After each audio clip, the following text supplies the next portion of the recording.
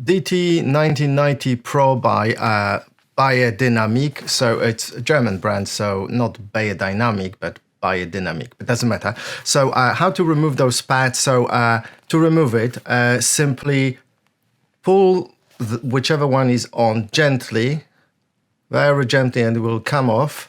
But be gentle and then move around just a little bit, and that's it. Job done. But to put it back on, or put the other one on, so I'm going to put now the original ones. Right now I'm using these by Dekoni Earpads, so they have more bass, but for me they're too bassy. Anyway, link below if you want to check it out. The original one. So there is this notch, hopefully you'll be able to see. Yeah, and using this notch is very important. It will prolong the life of the pad. So place this near the notch, and use the notch to, actually this way will be easier. Just to make sure that, yes, this fold is in, one fold is in, and one is out. Let's see. Can you see? Okay, yeah, you can probably see now. One is in and one is out. And because of that notch, we'll be able now to, what's the right word to wind it around? Okay, so just hold it gently to make sure that you push it in the right direction. Okay, I've got it in at an angle, and now I'm turning it or twisting around, turning it.